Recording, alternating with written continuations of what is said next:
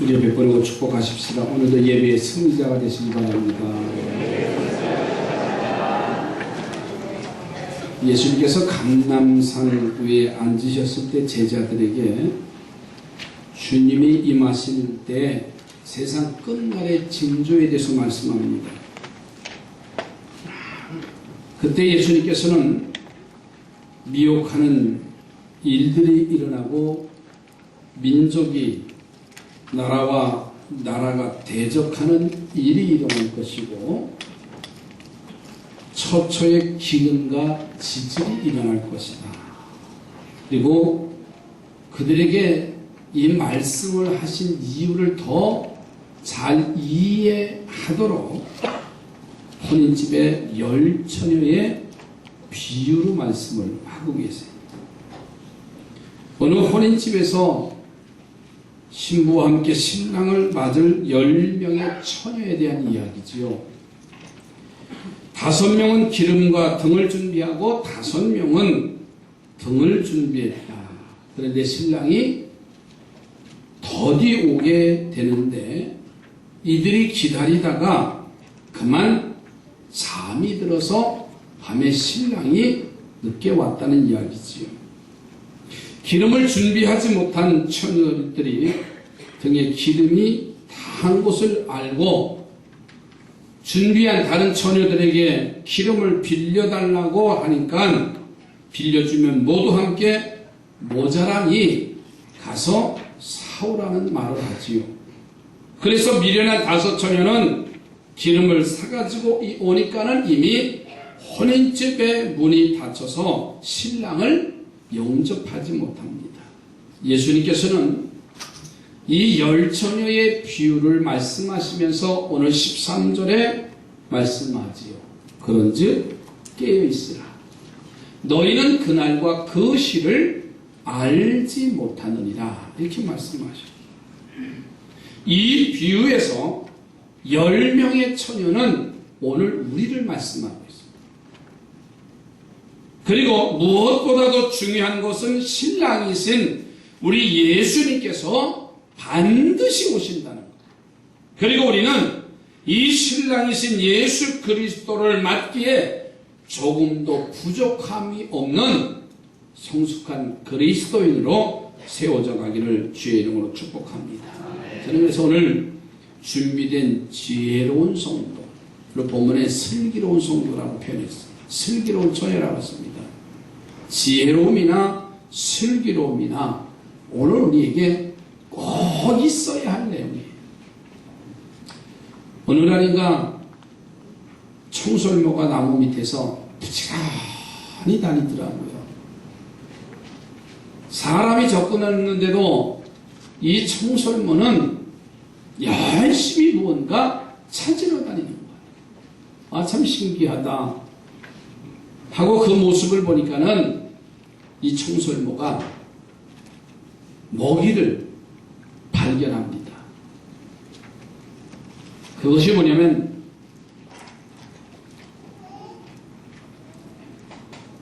상술이에요.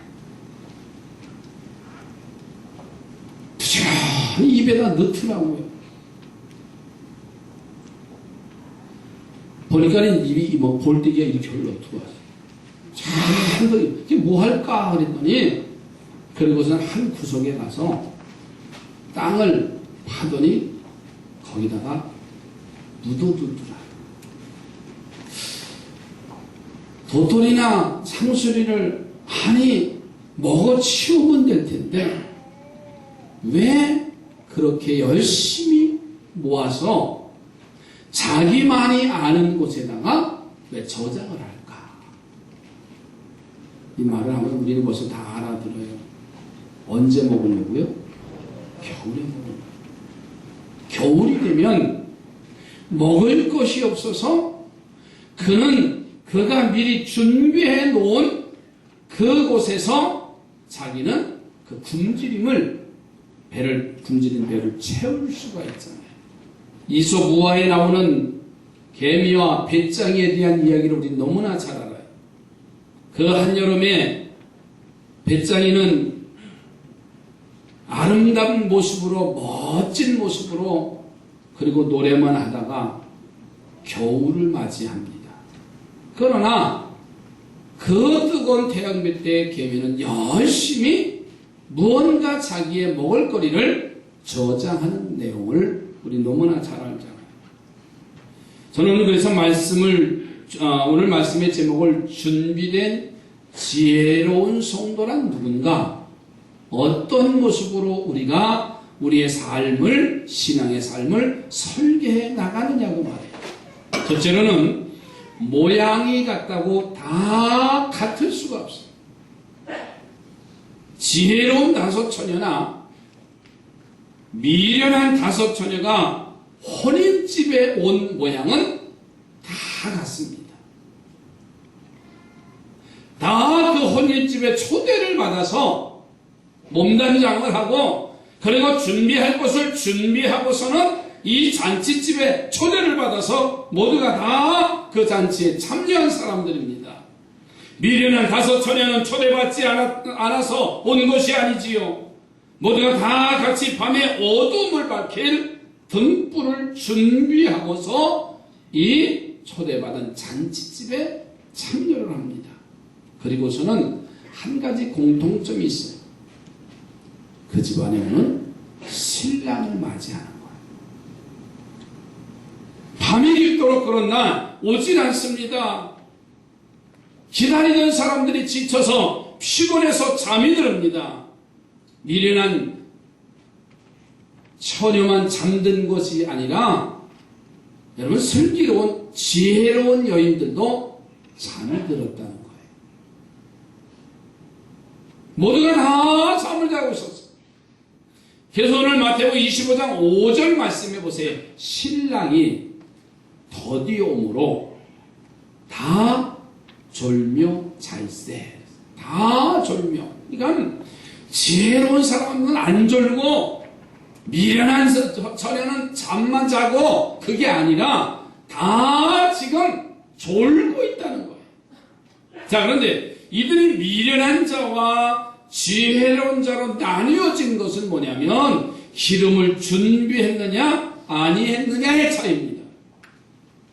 미련한 처녀 쪽에서 보자면 보잘것 하찮은 겁니다. 아주 작은 거예요. 아니, 차이라고 말할 수 없어요. 잔치집에 초대를 받았고 신랑을 기다리고 함께 했던 그 모습을 보면 등을 들고 있기 때문에, 등불을 들고 있기 때문에 차이라고 말할 수 없습니다. 그러나 같을 수가 없어요. 기름을 더 준비했다고 하는 것은요, 그 잔치에 자신들의 등불이 얼마나 중요한 것인가를 아는 사람만이 할 수 있는 일들입니다. 여러분, 이번 토요일날 등산을 합니다. 전교인 타이틀이 전교인 등산대입니다. 그냥 단풍놀이가 아닌 게 아니에요. 그러니까 등산을 가려면 뭘 준비해야지요? 등산을 한 사람만이 할 수 있어요. 배낭을 준비해야 될 거 아니에요. 그리고 복장은 등산 복장을 하는 거예요.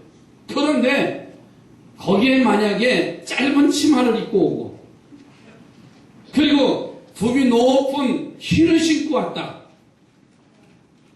등산객이 아니에요. 물론 한국은 지금 등산 가면 에베레스트 산에 올라갈 만한 복장을 다 하고 간대잖아요. 등산화서부터, 등산 복서부터 다 저 3,000m 이상 되는 고산지대를 등산할 수 있는 그런 복장으로 완전 무장. 거기다가 선글라스, 거기다가 양쪽 스틱, 지팡이, 이 정도는 해야 돼요. 그건 누구나 다 알아요. 근데 문제는 산에 올라갈 때 뭐가 필요한가를 알아야 됩니다. 물을 준비한다든가, 초콜릿을 준비한다든가, 지금 준비할 것을 제가 설교하고 있는 거예요. 어떤 사람은 오이 한 조각을 준비한다든가, 자기가 필요한 것을 준비해야만이 그 자기가 목표한 것까지 다녀올 수가 있습니다. 그런데 그냥 가자고 하니까 와서 산에 오르자고 하니까는 감당이 안 되는 거예요. 그러면 같이 간 사람에게까지도 부담이 되어지고 또 짐이 될 때가 얼마나 많아요. 이 설교하니까 나 짐 돼서 안 갈래. 또 이렇게 미련한 선택을 하는 사람도 또 있어요. 적어도 등산에 필요한 것이 무언가를 아는 사람은 이미 출발하기 전에 다 준비해서 출발하게 되죠. 여러분, 그 잔치집에 초대를 받은 사람이 신랑이 일찍 올지 더디 올지 이 잔치는 저녁에 밤중에 잔치를 베푸는 거니까는 등불이라고 하는 것은 준비했지만은 더 중요한 한 가지 사실을 잃어버렸다는 거예요. 자, 그러니까 미련한 자의 편에서는 자기로서는 최선을 다해서 준비했어.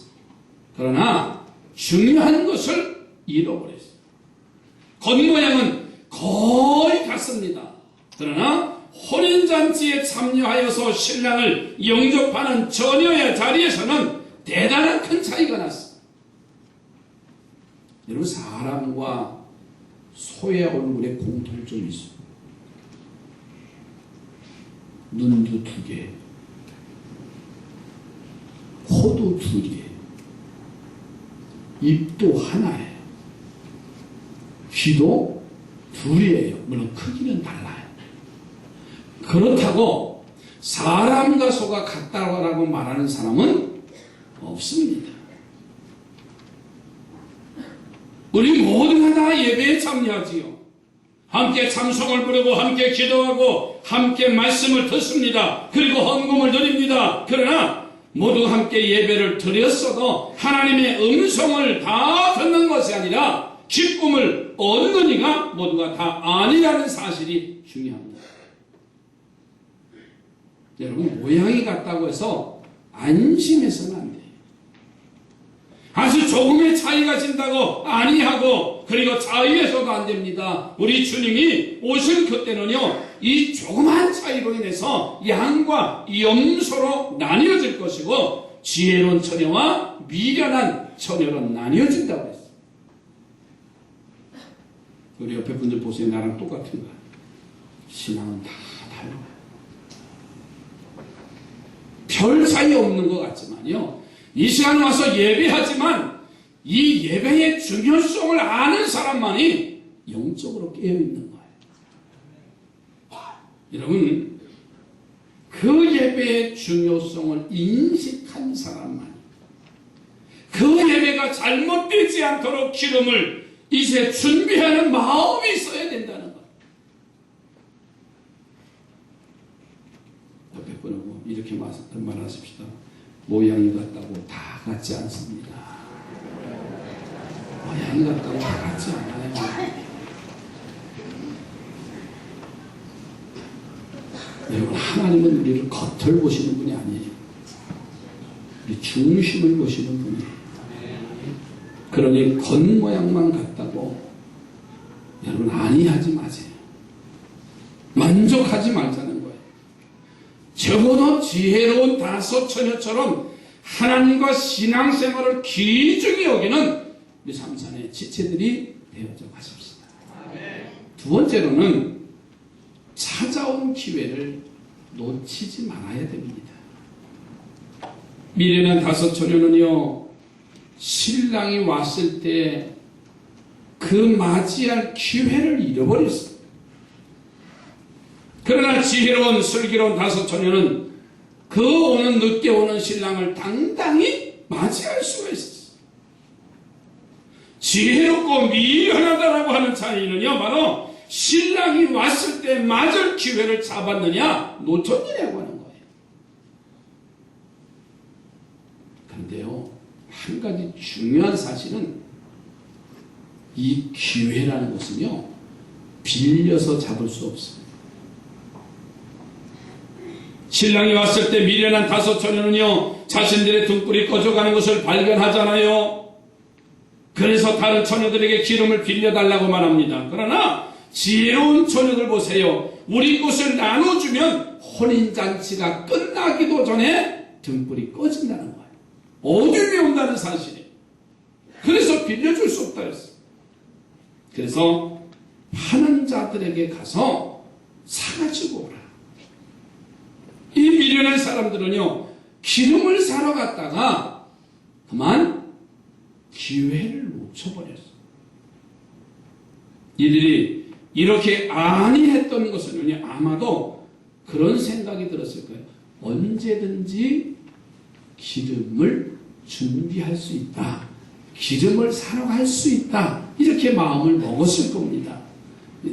지금이야 요즘이야 너무 잘 시설이 돼 있어서요. 고속도로에서 기름이 떨어져도 사인이 들어오면요. 그 다음 휴게소까지 가도 괜찮습니다.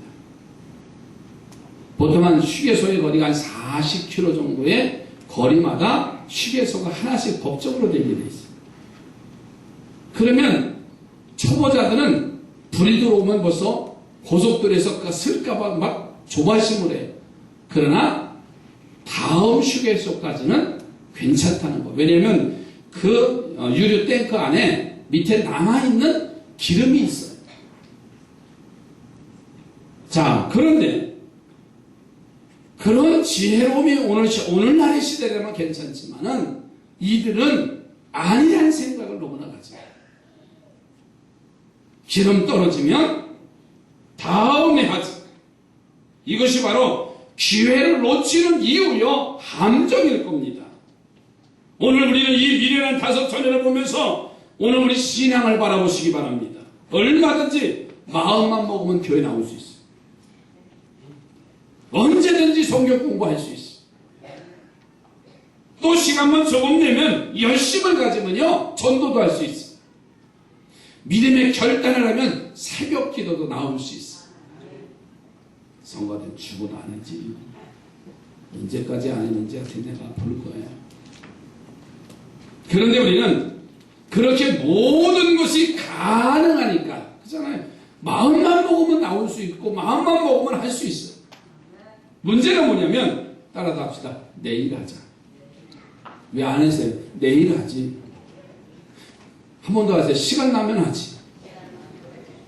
한 번 더 하세요. 건강하면 하지.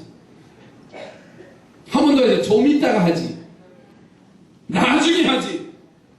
그러다가 게으름 피우다가 막상 결정적인 기회가 왔을 때는 놓치는 불상사를 우리가 만들잖아요. 그거 아세요? 어디 여행을 가면 사람들이 물건을 사요.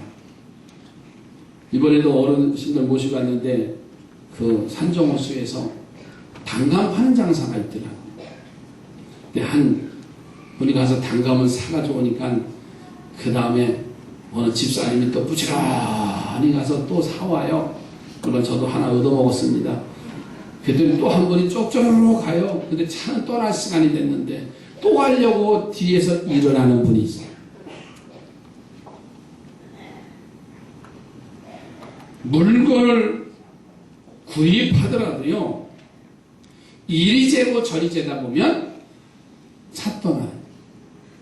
그러면서 버스 안에서 뭐라고 해요? 그거 사와야 될걸.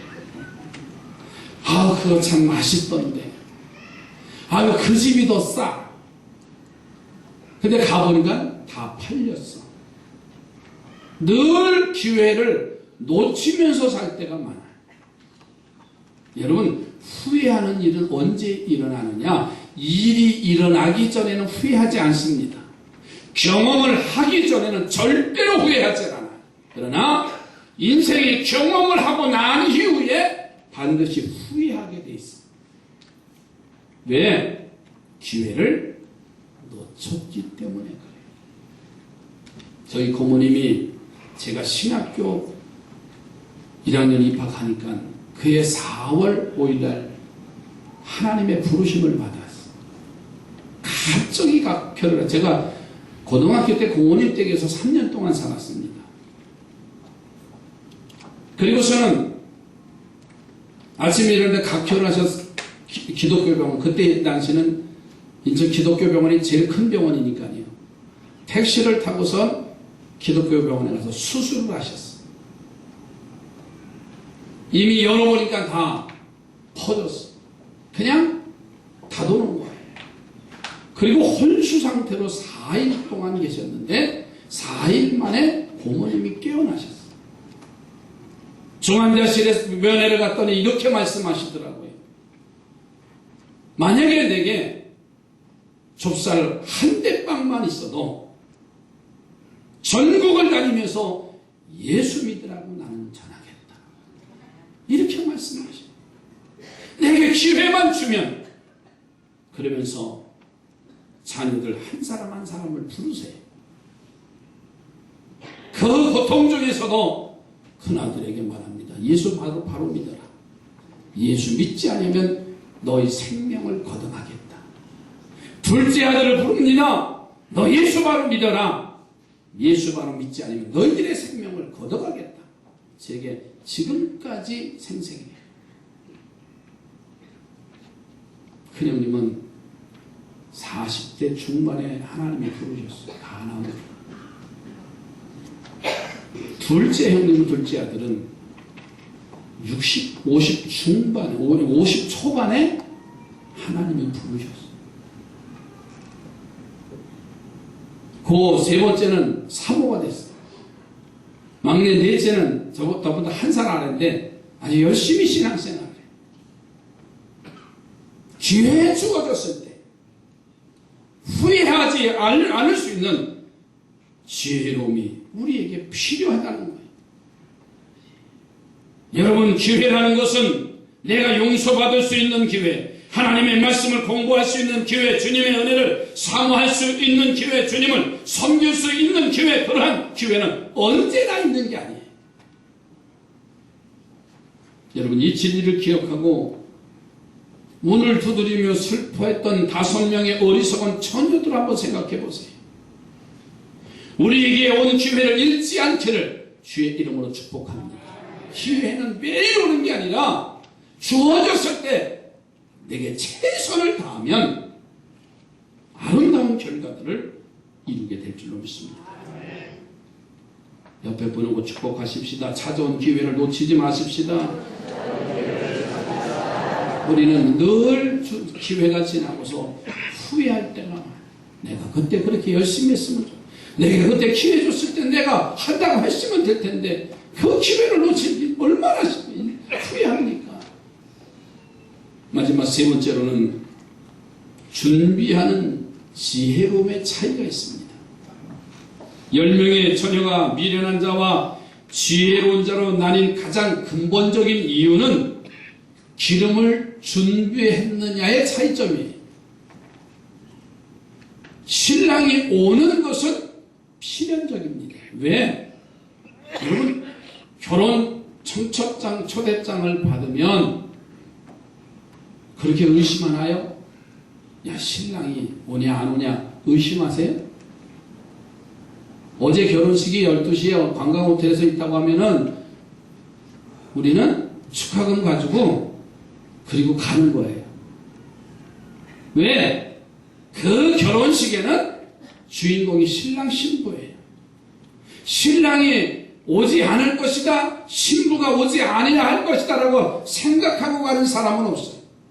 이 10처녀의 모습은 다 초대를 받아서 신랑이 오는 것은 필연적이에요. 그런데 문제는 뭐냐면 그 신랑이 더디 온 게 문제였어요.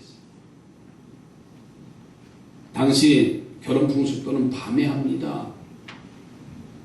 그리고서는 신랑이 신부집에 오려면 이 신랑 친구들과 아주 흥겹게 잔치를 베풀고 또 축제를 하면서 신부 댁에 오는 거예요. 마치 우리나라 함 들어갈 때하고 똑같아요. 얼마나 짓궂으면 8시에 온 데는 이 함이 10시, 12시에도 오잖아요. 지금은 요 함 가져오는 일이 별로 없어요. 저도 그냥 들고 갔으니까요. 또 우리 사회보러도 들고 오라고 그랬어요. 그게 편하더라고요. 괜히 동네에서 떠들다가 어느 집은 하도 화나서 문 걸어 잠고 잠잤대잖아요. 그러니까 신랑이 더디 오는 사건이었어요. 한편 신부는 그 신부의 친구들과 언제 도착할지 모르는 신랑을 지금 기다리는 겁니다. 마침 신랑이 도착하면 신부는 자기의 친구들인 들러리들과 함께 등불을 켜고 나가서 신랑을 영접하고 신랑의 집으로 떠나는 연등 행렬을 하는 거예요. 자, 그러니까 신랑이 오는구나 알지만 언제 오는지 알지 못하는 거예요. 여기에 지혜로움과 미련함의 차이가 있습니다. 지혜로운 사람은 신랑이 언제 올지 혹은 늦게 올지 모르니 기름을 더 준비해야 되겠다고 생각하고 준비할 것이고, 미련한 사람은요, 신랑이 온다는 누구나 다 아는 사실만 생각하고 기름을 준비하지 않은 거예요. 이제 우리는 지혜로운 성도가 되기를 주의 이름으로 축복합니다. 그러나 언제 준비할 줄 아는, 언제나 준비할 줄 아는, 누구나 아는 것 말고요, 더 깊은 지혜의 소리를 듣는 준비된 사람이 필요하다는 거예요. 예수님의 비유 가운데 1달란트 비유를 말씀하셨어요. 2달란트와 5달란트 받은 자는 칭찬을 받습니다. 그런데 이 1달란트 받은 사람은 주인에게 받아서 땅에 묻어두었다가 주인에게 그대로 1달란트를 내놓습니다. 그런데 칭찬은 받지도 못하고 책망받고 내어 쫓기는 결과를 가져왔어요. 여러분, 지혜로운 자가 되기 위해서는요, 하나님 앞에 지혜를 구하는 자가 되십시오. 그래서 성경은 우리들에게 지혜를 구하라고 야고보서 1장 5절 말씀에 말씀하지요. 너희 중에 누구든지 지혜가 부족하거든 모든 사람에게 후히 주시고 꾸짖지 아니하시는 하나님께 구하라. 그리하면 주시리라. 오늘 우리의 신앙의 삶 속에 지혜 있는 우리 삼산의 성도들이 되시기 바랍니다. 옆에 보내고 지혜롭게 삽시다. 그 지혜가 뭔가를 하나님이 깨우쳐 주셔야 합니다. 우리의 지식 가지고 사는 거 아닙니다. 저는 장담할 수 있어요. 세상의 지식 가지고 사는 게 아니에요. 하나님이 주시는 그 지혜로움을 가지고요, 배우지 못했어도 괜찮아요. 갖지 못했어도 괜찮아요. 출세하지 못했어도 괜찮아요. 그러나 하나님이 주시는 지혜만은 내 삶의 최고가 되어야 되잖아요. 후회하지 않습니다. 여러분, 우리는 10명의 처녀 속에 살고 있어요. 그러나 그 중에 지혜로운 자와 어리석은 자로 나뉘어집니다. 그때 우리는 지혜로운 5 처녀와 같은 자, 그래야 우리를 부르신 하나님의 뜻을 우리가 이루어드릴 수가 있잖아요.